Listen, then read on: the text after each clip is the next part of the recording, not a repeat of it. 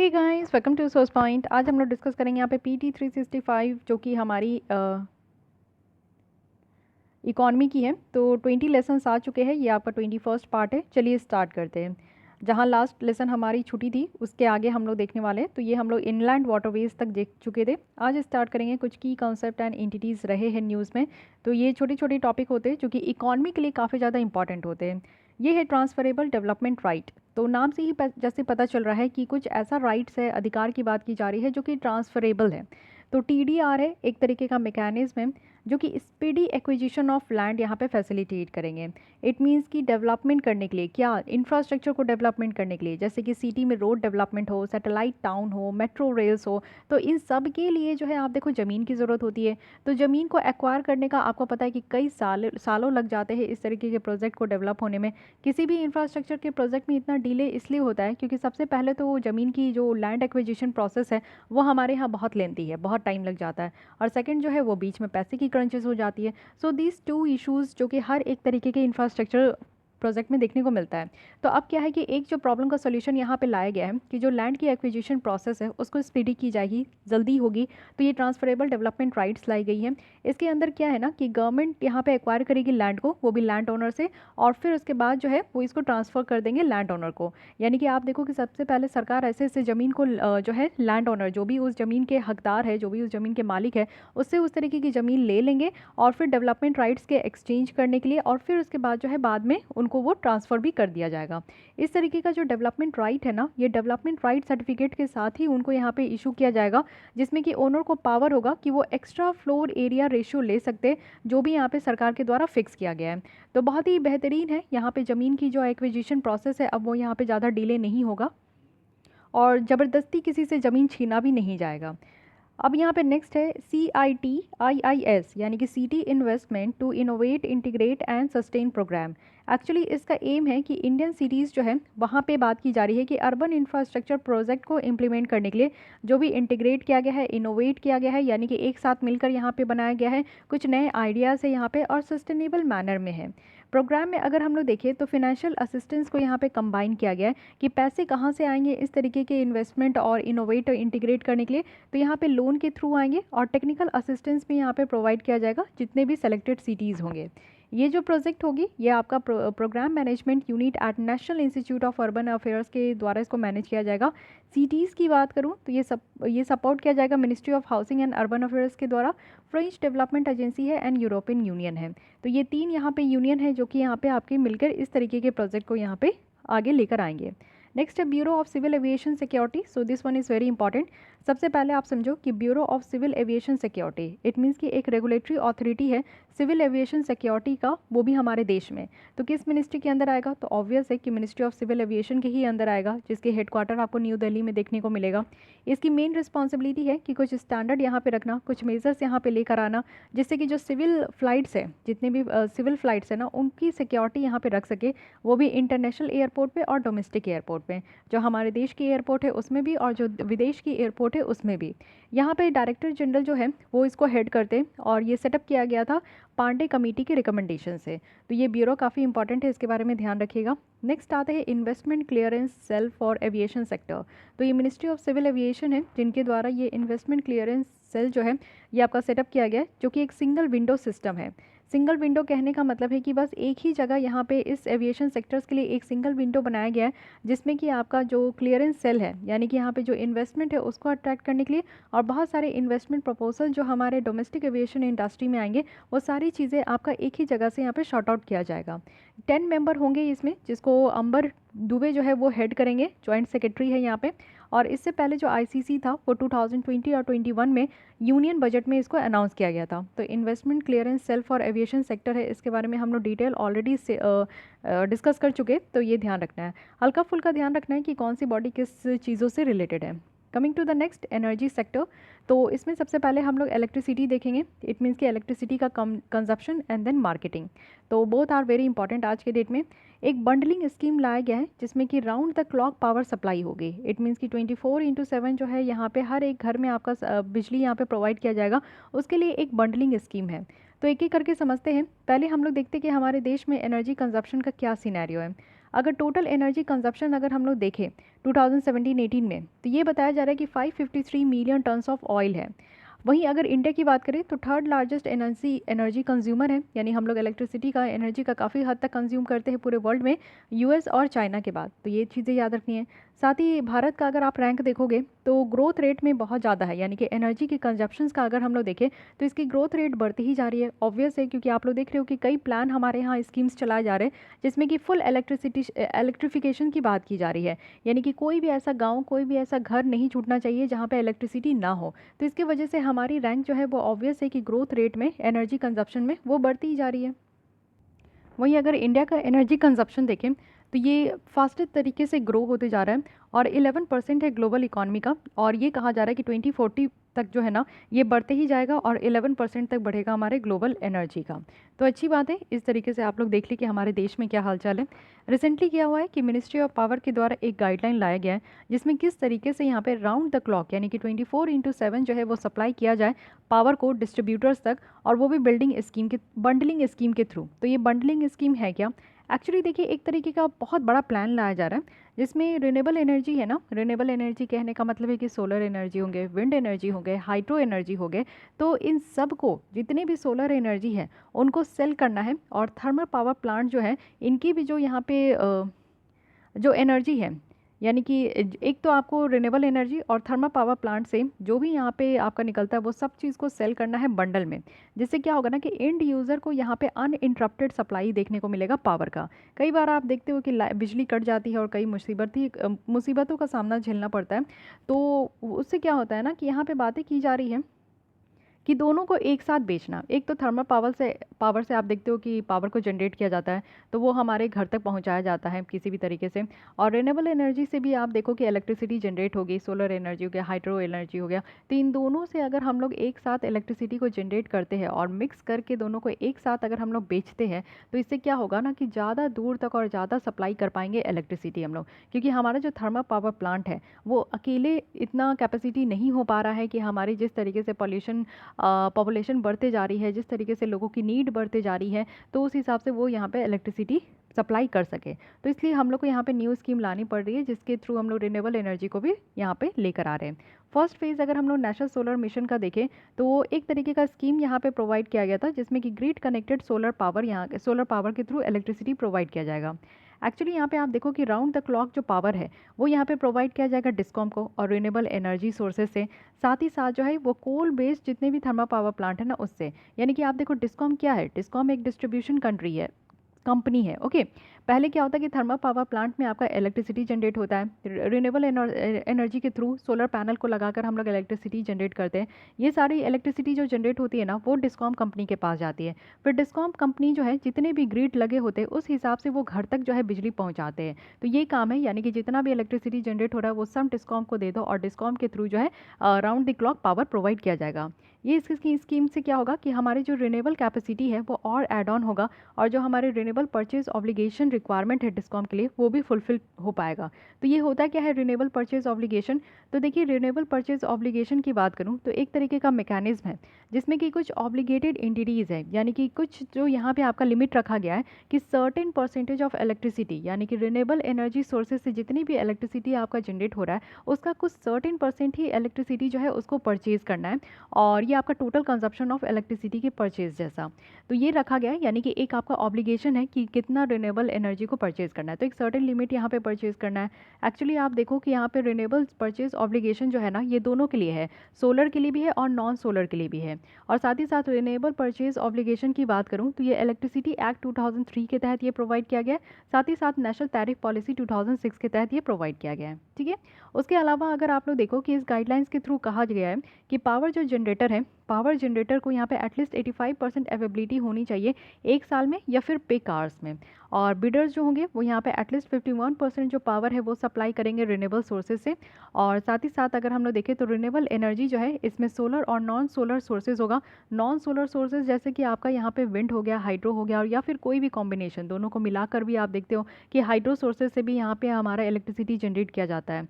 और साथ ही साथ वीडर्स जो है उनको यहाँ पे पेनल्टी भी पे करना होगा। अगर मान लीजिए कि जितना यहाँ पे तय हुआ है, फिक्स हुआ है कि इतना इलेक्ट्रिसिटी यहाँ पे प्रोवाइड की जाएगी, तो अगर उतना प्रोवाइड नहीं किया जा रहा तो 25% जितना शॉर्टफॉल होते जाएगा ना, उस हिसाब से बिडर्स को यहाँ पे पेनाल्टी पे करना होगा।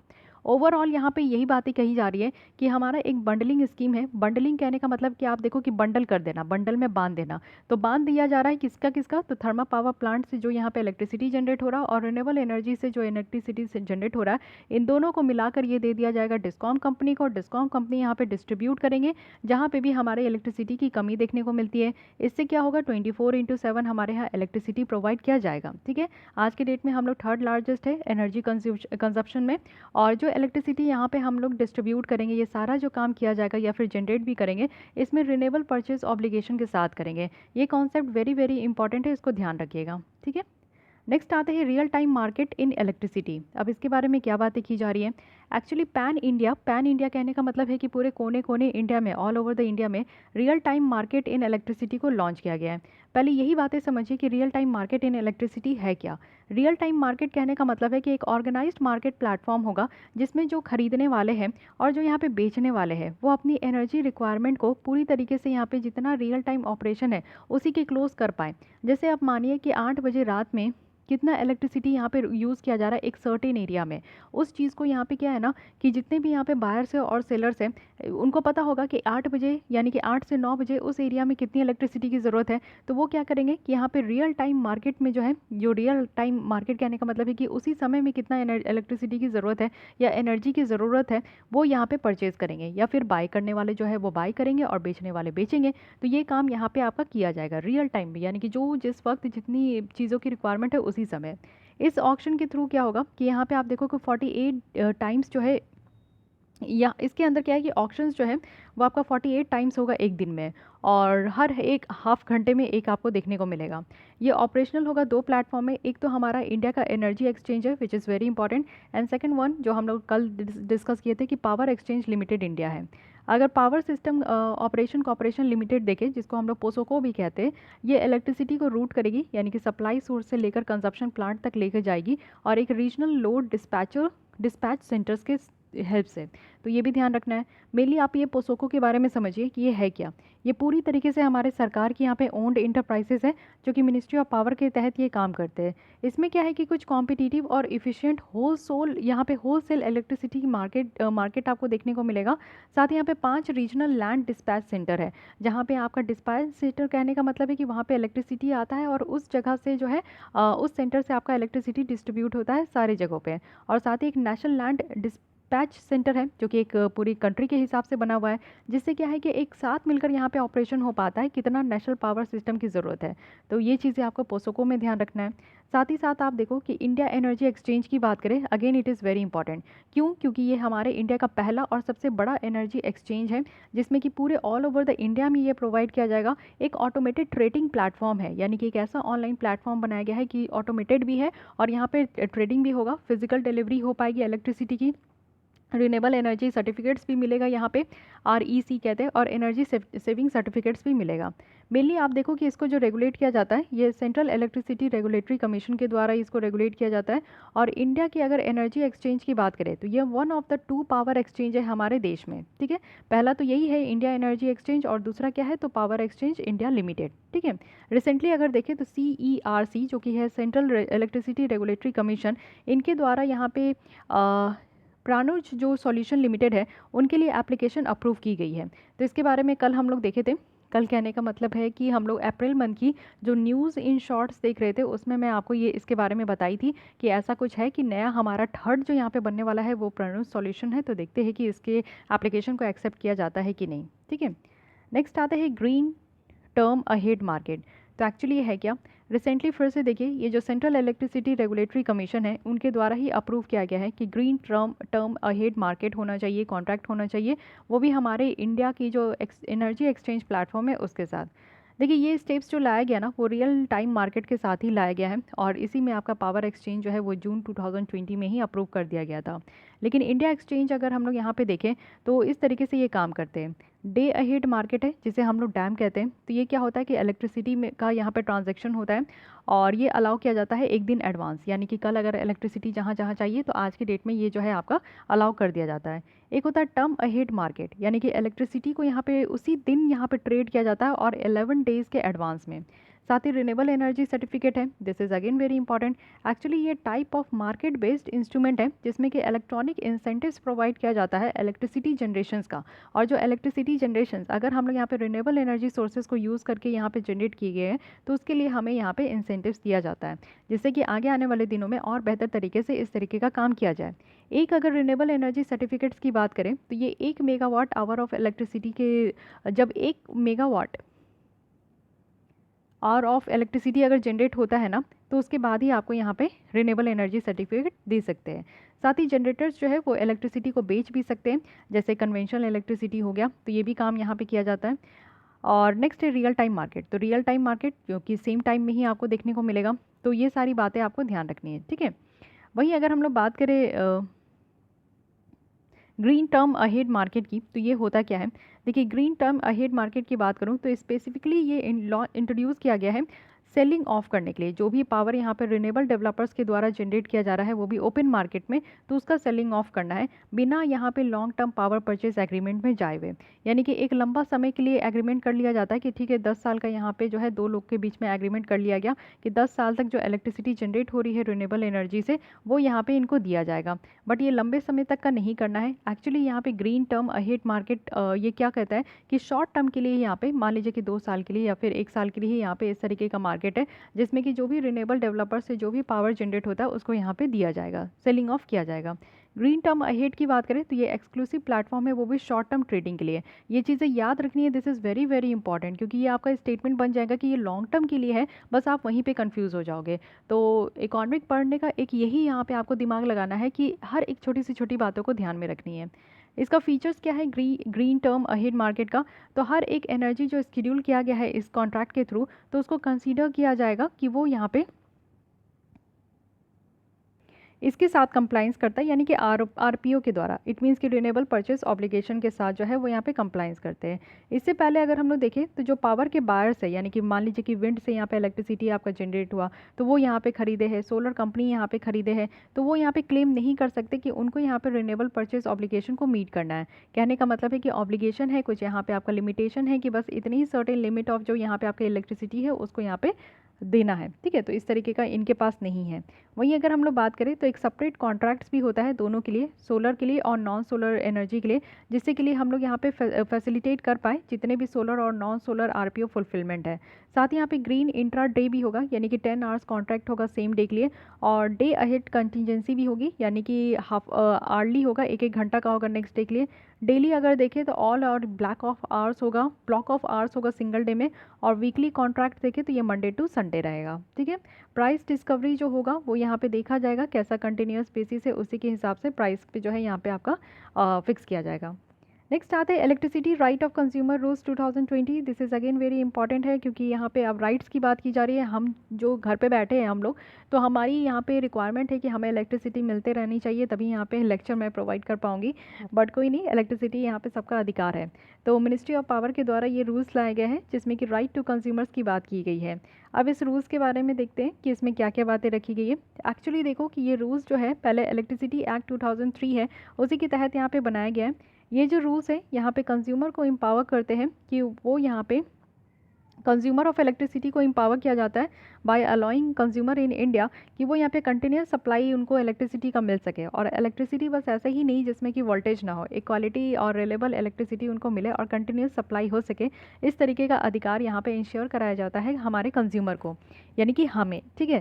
साथ ही आप देखो कि यहाँ पे डिस्ट्रीब्यूशन कंपनीज़ के लिए भी कुछ राइट है कि वो अकाउंटेबल हो, यानी कि हमारे लिए वो अकाउंटेबल होना चाहिए। ऐसा नहीं है कि अगर हमें इलेक्ट्रिसिटी नहीं पहुँचता है तो इसके लिए हम लोग किसको दोषी ठहराएंगे, तो हम लोग डिस्कॉम कंपनी को दोषी ठहराएंगे कि हाँ उन्होंने कहा था कि हमें 24/7 इलेक्ट्रिसिटी मिलेगी बट अभी भी मिल नहीं रही है। तो इस राइट में अगर हम लोग देखें तो कंज्यूमर को यहाँ पे एम्पावर किया गया है, और साथ ही साथ अगर हमें 24/7 इलेक्ट्रिसिटी मिलती है तो इससे हमारे स्टैंडर्ड जो है लिविंग का वो इम्प्रूव हो पाता है। क्यों? क्योंकि अगर इलेक्ट्रिसिटी होती है ना तो हम लोग अपने टाइम को बेटर तरीके से यूटिलाइज़ कर पाते हैं, हम लोग ऐसे फांकी नहीं मारते, है कि नहीं? इलेक्ट्रिसिटी है तो फ़ैन चल रहे हैं, सब कुछ सही है। रात में भी अगर मुझे पढ़ना होता है, मेनली मैं नाइट आउल भी हूँ, तो इसलिए मुझे सही लगता है कि इलेक्ट्रिसिटी मिलते रहे तो फिर सारा काम होते रहेगा, है कि नहीं? सही समय पे खाएँगे, समय पे सोएँगे, समय पे पढ़ेंगे भी। और सेविंग्स फॉर कंज्यूमर के लिए भी यहाँ पे इंश्योर करना है। साथ ही साथ आप देखो कि ईज़ ऑफ डूइंग बिज़नेस भी बेटर हो पाएगा। ऑब्वियस है कि हमारे यहाँ इतने सारे बिज़नेसेस होते हैं, तो उन सारे बिज़नेसेस को रन करने के लिए बहुत ज़्यादा ज़रूरी है कि हमें इलेक्ट्रिसिटी प्रोवाइड करना चाहिए। तो अगर इलेक्ट्रिसिटी होगा तो जो मान लीजिए कि बाहर से भी जो लोग यहाँ पे बिज़नेस करना चाहते हैं, तो वो बेटर तरीके से कर पाएँगे और हमारे यहाँ बिज़नेस का एनवायरनमेंट भी अच्छा हो पाएगा। ओके। साथ ही की एरिया जो भी कवर्ड किया गया है इस इलेक्ट्रिसिटी रूल में, तो सबसे पहले की राइट ऑफ कंज्यूमर है यहाँ पे। साथ ही न्यू कनेक्शन और मॉडिफिकेशन को रिलीज़ करना है। साथ ही मीटरिंग अरेंजमेंट है कि बेटर तरीके से मीटरिंग अरेंजमेंट होना चाहिए। आज के डेट में तो स्मार्ट मीटर की बात की जाती है कि वो आपका जो है प्रीपेड मीटर भी होता है कि आप लोग को जितना इलेक्ट्रिसिटी यूज़ करनी है उसके हिसाब से आप लोग पहले बिल पे करो, उसके बाद यूज़ करो। साथ ही डिसकनेक्शन है और रिकनेक्शन प्रोविज़न भी दिया गया है कि अगर आप लोग बिजली बिल नहीं पे करोगे तो आपका कनेक्शन जो है वो कट कर दिया जाएगा, और जहाँ पे कनेक्शन कट कर दिया गया है अब उसको रिकनेक्ट करने की बात की जा रही है। साथ ही सप्लाई रिलेबल हो, सही तरीके से सप्लाई हो, और कंज्यूमर एज ए प्रोज्यूमर हो कि वो इसको यूज़ कर सके। साथ ही standard of performance of licence हो, कंपनसेशन मैकेनिज्म हो कि अगर किसी घर में 2 दिन तक भी लाइट नहीं आए तो who will be the responsible और क्या कंपनसेशन मिलना चाहिए, 2 दिन के लिए यहाँ पे क्या होना चाहिए, इस तरीके का भी मैकेनिज्म हो। कॉल सेंटर होनी चाहिए जिससे कि लोग अपनी शिकायतें रख सकें, और शिकायत सुनने वाला भी मैकेनिज्म होना चाहिए। तो ये सारे रूल्स हैं जो कि इस रूल्स के अंदर रखे गए हैं, ये चीज़ें काफ़ी अच्छी है, इसको ध्यान रखिएगा। अब देखिए हमारे डिस्कॉम कंपनी, क्योंकि मैं कई बार बताती हूँ कि हमारी जो ये इलेक्ट्रिसिटी डिस्ट्रीब्यूशन कंपनीज़ है ये काफ़ी ज़्यादा घाटे में चल रही है। तो अब बात करते हैं इसको प्राइवेटाइज़ करने की। बहुत ज़्यादा ज़रूरत है, मुझे तो ऐसा लगता है। जैसे रेलवे में प्राइवेटाइज़ किया गया तो वो एक बहुत ज़्यादा ज़रूरत है यार। जो बहुत सारी चीज़ें हैं जो कि एक बेसिक चीज़ है हमारे देश के लिए, हमारे देश की जनता के लिए, तो मुझे लगता है कि इसको प्राइवेटाइज़ कर देना चाहिए। क्योंकि इतने साल हो गए, 70 साल हो गए इंडिपेंडेंस के बाद, हम लोग सरकार का काम देखते आ रहे हैं। सरकार के हाथ में ये सारी चीज़ें हैं ही नहीं, वो नहीं कर पाएँगे। ऑन टाइम रेल नहीं हो पाएगा, रेल में सफाई नहीं हो पाएगी, साथ ही ये डिस्कॉम कंपनीज़ जो है सही से रन नहीं कर पाएँगे। तो बेटर है ना कि प्राइवेट कंपनीज़ यहाँ पे इंक्लूड हो जिससे कि उनको थोड़ा बहुत काम मिल सके, तो ये तो बेटर है। गवर्नमेंट के द्वारा प्लान किया जा रहा है कि जो हमारे इलेक्ट्रिसिटी डिस्ट्रीब्यूशन कंपनी है जिसे हम लोग शॉर्ट में डिस्कॉम कहते हैं, तो उसको प्राइवेटाइज़ कर देना चाहिए, वो भी यूनियन टेरिटरीज़ में, ठीक है। तो ये चीज़ें याद रखना है कि राज्यों में नहीं किया जा रहा है, यूनियन टेरिटरीज़ में की जा रही है। अब आपको कमेंट बॉक्स में बतानी है कि हमारे देश में कितने टोटल यूनियन टेरिटरीज़ बचे हैं और क्या क्या नाम है, उसका नाम भी आपको लिखना है। देखते हैं कि गवर्नमेंट के द्वारा क्या क्या इनिशिएटिव लिया गया है जिसके कि डिस्कॉम की कंडीशन थोड़ी सी बेटर हो सके। तो देखिए सबसे पहली बात क्या है ना कि सरकार हमारे यहाँ बहुत काम की है, लेकिन फिर भी वो ऐसा काम नहीं कर पा रहे हैं जिससे कि हमारी डिस्कॉम की जो प्रॉब्लम है वो ओवरकम हो सके। तो उसके लिए प्राइवेटाइज़ करना ही ज़रूरी है। पहले सरकार के काम देख लेते हैं। तो बेल आउट पैकेज लाया गया था वो 90,000 करोड़ का, और जो कि 20 ट्रिलियन जो स्टिमुलस पैकेज था ना हमारी इकॉनमी को रिवाइव करने के लिए, तो उसमें से डिस्कॉम कंपनी के लिए भी लाया गया था। साथ ही ये डिस्ट्रीब्यूशन रिफॉर्म स्कीम भी लाया गया था कि एक अटल डिस्ट्रीब्यूशन सिस्टम इम्प्रूवमेंट योजना है जिसे आदित्य कहा गया था, कि चलिए ठीक है जो इलेक्ट्रिसिटी लॉसेस हुई है 12% से कम, तो उसको कट करना है। साथ ही पावर सेक्टर रिफॉर्म भी लाया गया, यानी कि डायरेक्ट यहाँ पे बेनिफिट ट्रांसफ़र स्कीम भी लाई गई, जिससे कि जो इलेक्ट्रिसिटी सेक्टर्स है वो यहाँ पे बेटर टारगेटिंग कर सके, उनको अगर सब्सिडीज़ वगैरह दी जा रही है तो वो भी उनके अकाउंट में डायरेक्ट ट्रांसफ़र हो सके। साथ ही यहाँ पे जो इलेक्ट्रिसिटी एक्ट 2003 है उसके अमेंडमेंट की भी बात की जा रही है। साथ ही अगर हम लोग देखें तो वन टाइम रिलैक्सेशन की भी बात की गई है वर्किंग कैपिटल बोरोविंग लिमिट का, जो कि यूजुअल डिस्कॉम एश्योरेंस योजना के तहत जो है एक बार वो यहाँ पे लोन ले सकते हैं। न्यू टैरिफ पॉलिसी लाई गई है जिससे कि जो कंज्यूमर राइट है वो इम्प्रूव हो सके, हमारा इंडस्ट्री प्रमोट हो सके, साथ ही सस्टेनेबिलिटी हो सके इस सेक्टर्स में बहुत ही जल्दी, ठीक है। लेकिन फिर भी ये सारी चीज़ें एक जगह है, लेकिन आज के भी डेट में आप देखो तो प्राइवेटाइज़ करना ज़रूरी हो चुका है। क्यों प्राइवेटाइज़ करना ज़रूरी हो गया है?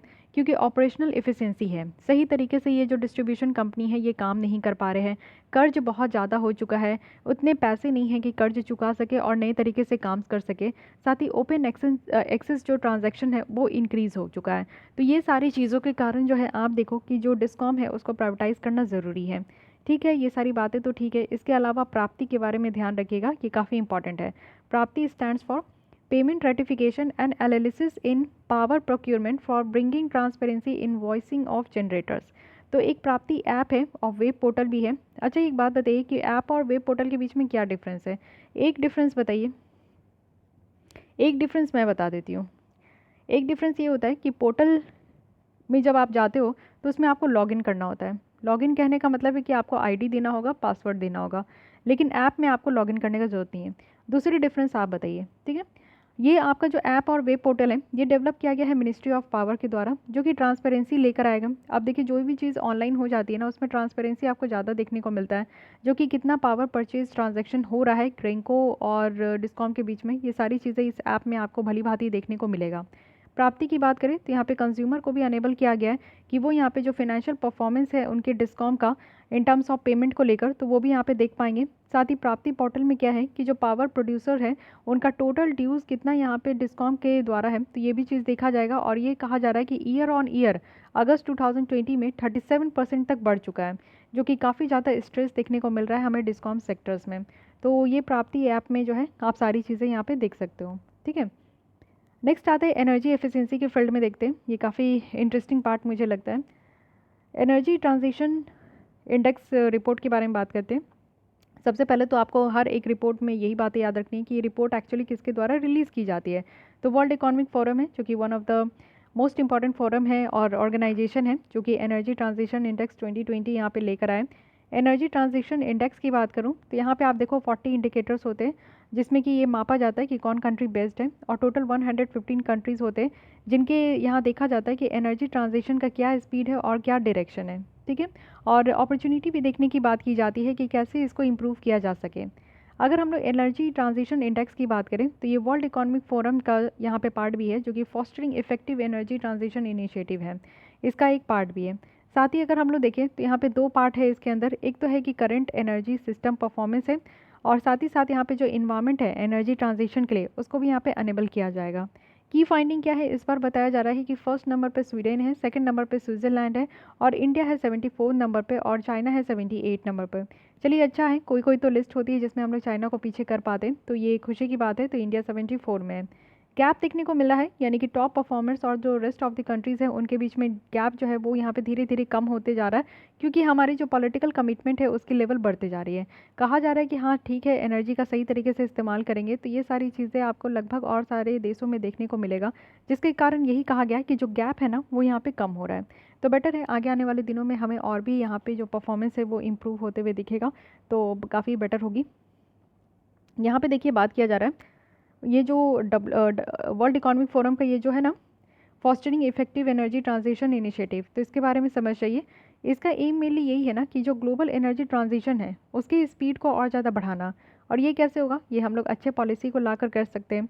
एक डिसीजन हो जो कि कॉर्पोरेट डिसीजन हो, पब्लिक प्राइवेट कोलैबोरेशन के साथ, जिसमें पब्लिक सेक्टर्स भी और प्राइवेट सेक्टर्स भी इंक्लूड हो, और जिसके थ्रू हम लोग आगे आने वाले दिनों में जो एनर्जी सिस्टम है हमारा वो सिक्योर भी हो, सारे लोगों को प्रोवाइड भी किया जाए, और सस्ते दाम में भी हो, और इंक्लूसिव हो, यानी कि हर एक किसी के पास जो है इस तरीके का एनर्जी सिस्टम होना चाहिए। तो ये चीज़ें हम लोग यहाँ पे देख पाते हैं। ये किसका एम है? तो fostering effective energy transition initiative का। एक्चुअली यहाँ पे एक प्लेटफॉर्म ऑफर किया गया है जिसमें कि कॉमन अंडरस्टैंडिंग देखने को मिलेगा सारे स्टेक होल्डर ग्रुप्स में, वो भी इंड स्टेट में। यानी कि आप देखो कि इंड स्टेट जो एनर्जी ट्रांजिशंस का है उसी में देखने को मिलेगा। मार्केट और पॉलिसी अनेबलर है, और यहाँ पे इससे क्या है कि अल्टीमेटली हमारे ह्यूमन इम्पैक्ट का रिजल्ट देखने को मिलेगा।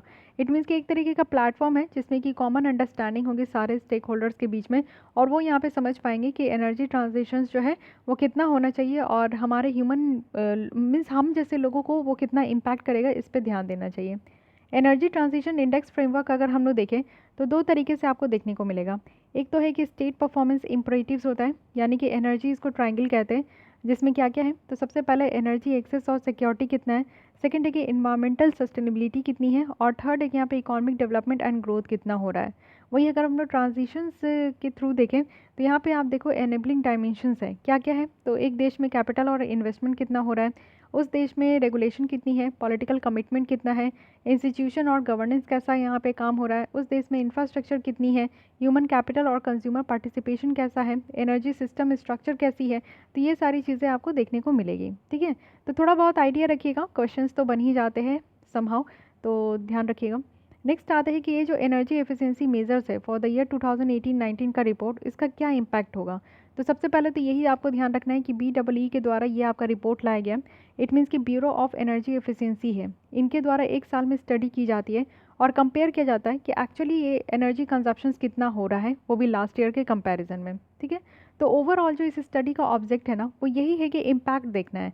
जितना भी एनर्जी एफिशिएंसी स्कीम्स या प्रोग्राम हमारे देश में चलाए जा रहे हैं, और उससे क्या है कि हमारे यहाँ जो टोटल एनर्जी है उसको सेव करने के लिए, कार्बन डाइऑक्साइड की जो इमिशन है उसको कम करने के लिए, तो वो कितना ज़्यादा इफेक्टिव हुआ है, इसके बारे में ये चीज़ें देखी जाती है।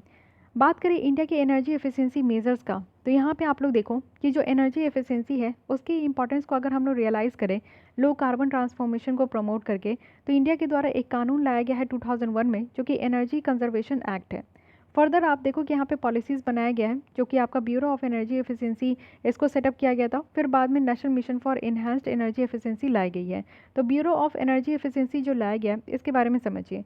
ये आपसे डायरेक्ट पूछ लिया जाएगा कि ये स्टैट्यूटरी बॉडी है कि नहीं है। तो देखिए कानून के द्वारा लाया गया है, जो कि एनर्जी कंजर्वेशन एक्ट है। ये भी ध्यान रखना है कि किस कानून के तहत ये बॉडी का फॉर्मेशन हुआ है। आजकल तो यूपीएससी बहुत ट्विस्ट करके भी क्वेश्चन पूछने लगे, तो उनके ट्विस्ट को आप लोग समझो, उनके दिमाग को आप लोग रीड करने का कोशिश करो, उसी हिसाब से आप लोग क्वेश्चन जो ज़रूर टैकल कर लोगे। अगर हम लोग ब्यूरो ऑफ एनर्जी एफिशिएंसी देखें, तो ये एनर्जी कंजर्वेशन एक्ट जो 2001 में आया था, इस कानून के तहत बनाया गया। तो ऑब्वियस है कि ये स्टैट्यूटरी बॉडी है, मिनिस्ट्री ऑफ पावर के तहत ये काम करते हैं, और साथ ही साथ इसका मिशन है कि पॉलिसीज़ को बनाना, स्ट्रेटजाइज करना, जिससे कि हमारे देश में जो एनर्जी कंजर्वेशन है वो उसके लिए ओवरऑल फ्रेमवर्क निकाल के लाना। साथ ही साथ प्राइमरी ऑब्जेक्टिव क्या है कि एनर्जी इंटेंसिटी को यहाँ पे रिड्यूस करना। एनर्जी इंटेंसिटी की अगर हम लोग बात करें, तो एक्चुअली ये मेज़र किया जाता है कि कितना क्वांटिटी ऑफ एनर्जी ज़रूरत है पर यूनिट आउटपुट और एक्टिविटी का। तो इसे हम लोग जो है एनर्जी इंटेंसिटी कहते हैं। ठीक है, आज के डेट में अगर हम लोग देखें तो इंडिया जो है वो बहुत सारे एनर्जी एफिशिएंसी स्कीम चला रही है। जैसे अगर लार्ज इंडस्ट्री के लिए आप देखो तो परफॉर्म है, ये आपका परफॉर्म अचीव ट्रेड है, जिसको पैट स्कीम भी कहते हैं। इंडस्ट्री जैसे एमएसएमई सेक्टर्स है, तो उनके लिए भी आप देख सकते हो कि वर्ल्ड बैंक के द्वारा BEE प्रोग्राम के द्वारा यहाँ पे BEE SME प्रोग्राम है। डोमेस्टिक लाइटनिंग अप्लाइंसेस के लिए यहाँ पे स्टैंडर्ड और लेबलिंग है, साथ ही उजाला भी है। डोमेस्टिक बिल्डिंग के लिए आप देखो यहाँ पे इको निवास संहिता है। साथ ही कमर्शियल बिल्डिंग के लिए अगर हम लोग देखें तो इतने सारे स्टार रेटिंग प्रोग्राम भी है। साथ ही एग्रीकल्चर अप्लाइंसेस या फिर स्टार रेटेड पंप्स की बात करें तो agriculture demand side management programme भी है। साथ ही ट्रांसपोर्ट रोड, अगर हम लोग यहाँ पे ट्रांसपोर्ट की बात करें तो कॉर्पोरेट एवरेज फ्यूल इकॉनमी है। मल्टीसिपलिटी म्यूनिसिपैलिटी लाइटनिंग और अप्लाइंसेस की बात करें तो municipal demand side management programme है। तो ये सारे प्रोग्राम आपको रटने नहीं है, लेकिन हल्का फुल्का आइडिया आपको होना चाहिए। आगे बढ़ते हैं, इंडिया की एनर्जी मॉडलिंग फोरम है, इसे भी देख लेते हैं।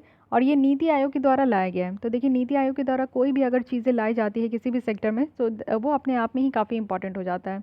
अगर बात करें इंडिया एनर्जी मॉडलिंग फोरम की, तो ये दोनों के साथ से ये आपका लाया गया। एक तो हमारे देश का नीति आयोग है, और यूएस एजेंसी है जो कि इंटरनेशनल डेवलपमेंट है, और ये यूएस इंडिया का स्ट्रैटेजिक एनर्जी पार्टनरशिप है, तो इसके बारे में ध्यान रखना है। एक्चुअली अगर हम लोग बात करें तो ये सस्टेनेबल ग्रोथ पिलर है US India strategic energy partnership का। मेन इस स्कीम का एम क्या है, इसका एम है कि इंडियन रिसर्चर्स को यहाँ पे इंगेज करना है, जो नॉलेज पार्टनर है उनको इंगेज करना है, थिंक टैंक हो गए, नेशनल इंटरनेशनल गवर्नमेंट एजेंसीज हो गई, जिससे कि लॉन्ग टर्म हमारा एनर्जी प्लान जो है वो बेटर रहे। ये आप लोग देखो कि एक स्टीयरिंग कमेटी है, यहाँ पे स्टीयरिंग कमेटी भी होते, यहाँ पे रिप्रेजेंटेटिव भी होते, वो सरकार के हो, इंडस्ट्री एसोसिएशन को, एकेडमी के हो, और साथ ही policy research organisation, think tank और फंडिंग एजेंसीज़ के हो। ठीक है, तो थोड़ा बहुत इस फोरम में याद रखना है। फोरम कहने का मतलब है कि ग्रुप ऑफ यहाँ पे बड़े बड़े एजेंसी और जो बिग पीपल्स होते हैं उनके यहाँ पे ग्रुप आपको देखने को मिलेगा। So these are the representative of this forum, तो इसको ध्यान रखना है। ठीक है, सो आज इतने ही रखते। नेक्स्ट हम लोग कोल सेक्टर देखेंगे, तो काफ़ी इंटरेस्टिंग है। सारे कोल सेक्टर्स को, कोयले को मैं एक साथ यहाँ पे पढ़ाने वाली हूँ, क्योंकि ये वेरी वेरी वेरी इंपॉर्टेंट है, यानी कि one of the most important area for BPSC UPSC prelims के लिए। ठीक है, तो बहुत ज़्यादा बीपीएससी हो रहा है, इसलिए मुंह में मेरे वही है, बट कोई ना, इग्नोर इट, और आप लोग अपने मिशन पे लगे रहिए। चलिए हम लोग नेक्स्ट मिलते हैं। इसी तरीके से आपका लेसन कंप्लीट होते रहेगा, डोंट वरी। नेक्स्ट मैं मार्च का स्टार्ट करने वाली हूँ, क्योंकि अभी तक मई मंथ की करंट अफेयर्स नहीं आई है, तो मार्च की स्टार्ट करती हूँ, और जो फरवरी की कुछ टॉपिक बची है उसे भी जल्दी कंप्लीट कर देती हूँ। तो मिलते हैं कल हम लोग इसी टाइम पे। अगर आपको ये लेसन अच्छी लगती है तो लाइक कीजिए, अपने दोस्तों के साथ भी शेयर कर सकते हैं। फिर भी कोई डाउट करिए, सजेशन है तो आप कमेंट कीजिए। मिलते हैं कल हम लोग इसी टाइम पे। आज के लिए बस इतना ही, थैंक यू।